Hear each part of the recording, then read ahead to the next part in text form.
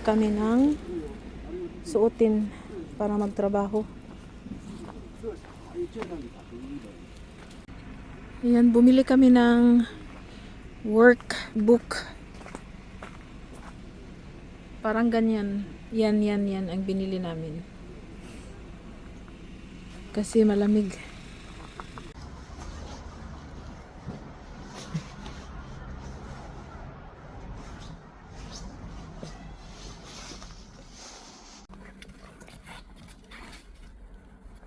Ito na pala yung nabili namin. So napaka-warm niya. Hindi na ako mahirapan. So mabilis na tayong magtrabaho nito. Kay Daddy Abdullah, maliit. Papalitan namin yung akin. Sakto lang. Ayan. Ayan. Sabak na tayo. Sabak na diri. Video ako, sabi Daddy Abdullah, magtrabaho ka na. Na-amaze lang ako kasi sobrang napaka-comfortable. Dapat noon pa ako bumili ng ganito eh. Wala kasi ibang kulay. Saka pag ako ng tubig, siya, waterproof siya. So ayan.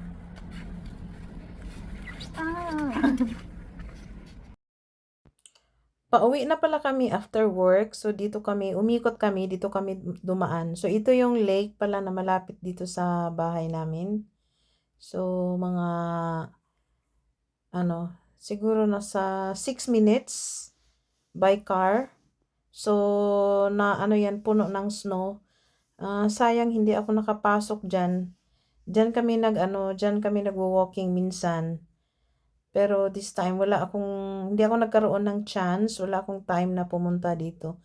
Maganda sana maglakad-lakad dito sa loob tapos mag-video. Isi.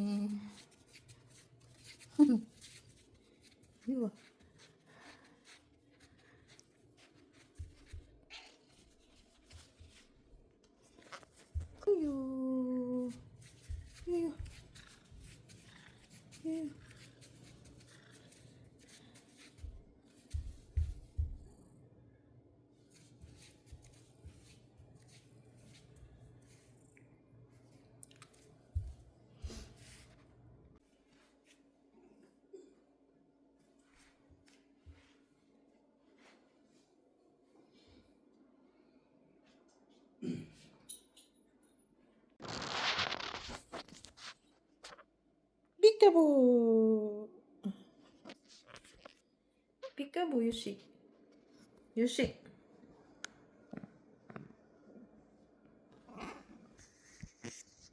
Yoshi.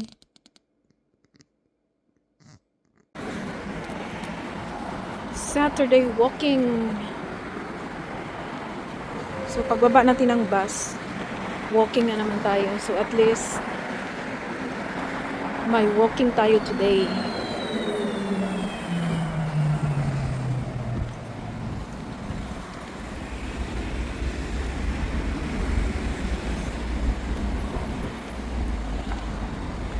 (1 PM na. 1 PM na. Kabababa ko lang. Naghintay na si Daddy Abdullah sa akin. Dito tayo tatawid. Tawid na tayo.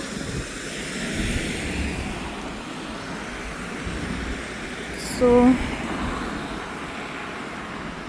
mainit na siya pero malamig pa din. Negative kasi ang weather ngayon.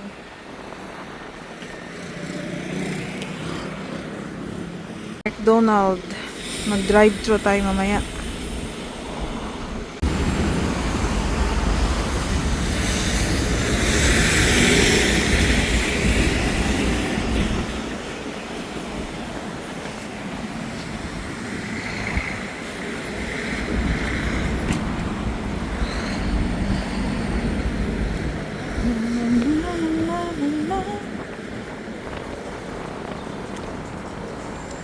Dito ako daan. Ikot lang ng konti. Yan. Ay, lamig. Mahangin pati. Wow. Dito si MJ nung maliit pa. Dito kami nagpa-practice ng bike. Ayan. Ilang beses ko naman yan na vlog. So, papunta na ako sa aking workplace.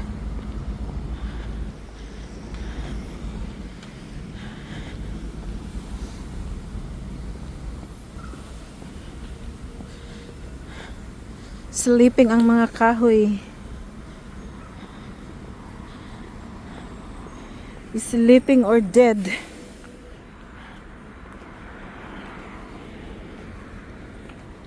Ganun talaga pag winter. Ayan, kakalbo yung mga kahoy.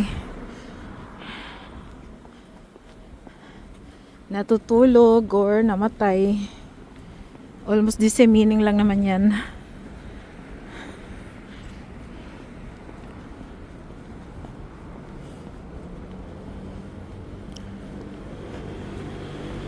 Pag malamig, tapos lumalakad tayo ng naglalakad tayo ng malamig, mabilis tayong hingalin.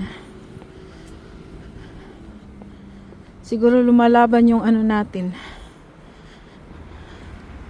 yung dugo ba sa ilalim. Kasi nga sobrang lamig ng katawan natin.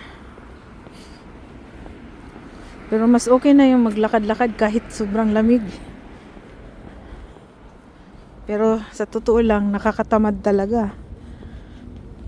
Kung wala lang akong trabaho sa labas, di mo na ako lalabas eh.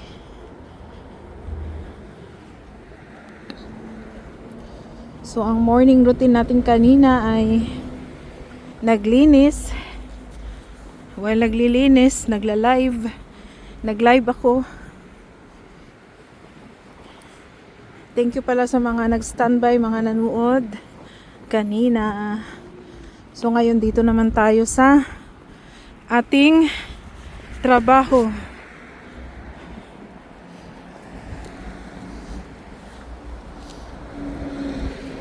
Kailangan talaga nating labanan ang ating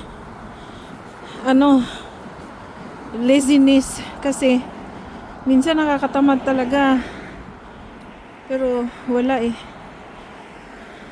Mamili na lang tayo sa dalawa kung hindi tayo babangon at huwag tayong maglinis. Nako, hindi rin tayo makapagpahinga ng maayos. Kaya kahit mahirap, pipilitin. Pero kung sasabihin naman ng katawan natin na hindi na kaya, so magpahinga muna for a while. Tapos pag nagkaroon na uli ng lakas, di go naman. Kasi pag nasa aging na tayo, yung takbo na lang ng isip natin ang magsasabing ito gawin mo ganyan. Pero minsan ayaw na sumunod ng katawan natin. Totoo yan. Pero may time naman na sobrang sipag din natin. So kung sisipagin tayo, sige, banat-banat go. Pag napagod naman, edi pahinga naman.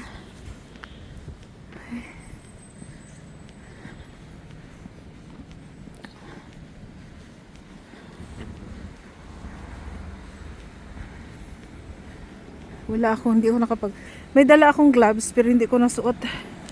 Kaya ang sakit ng kamay ko. Frostbite attack. Ay. Pati yung mga finger ko sa paa. Negative kasi ngayon eh. Gusto ko yung hindi na negative.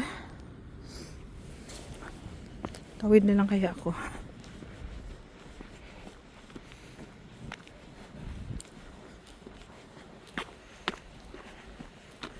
Gusto ko maglakad doon sa baba ng tulay.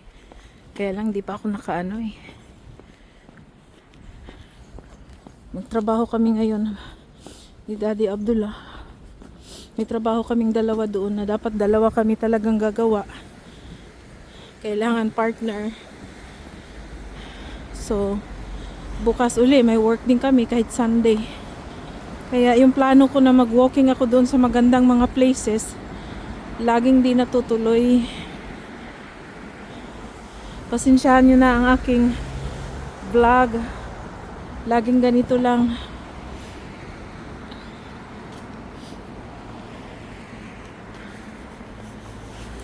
hindi na ako nakapag daily vlog nowadays kasi sobrang busy at saka nag-iisip kasi ako na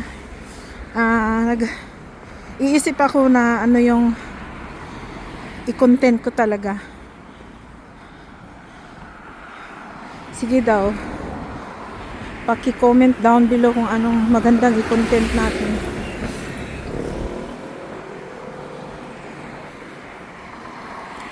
Kasi ang channel ko naman ay Mers Baluts in Korea. So siguro at this time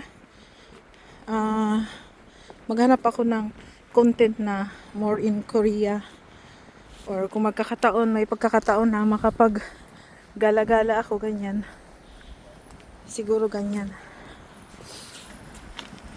Tsaka mahirapan akong mag vlog ng daily live ngayon kasi nag-aaral po kasi ako online.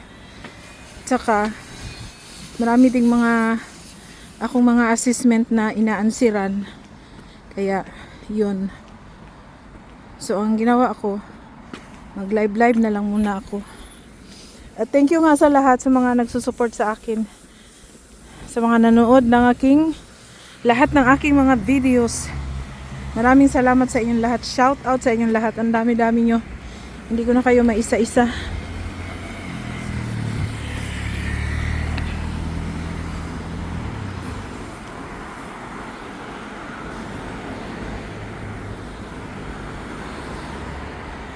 Ayan, patawid na tayo.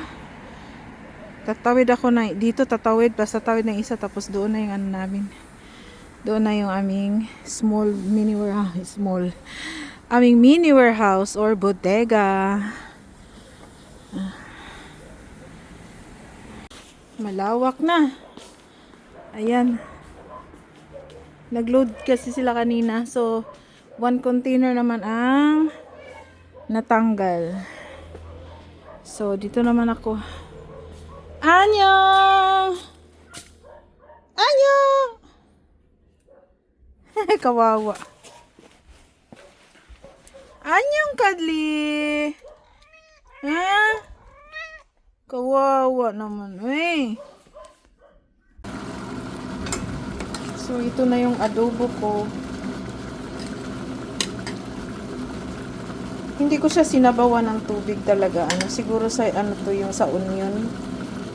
Isang onion kasi ang nilagay ko. So itong adobo ko kakaiba yung kulay.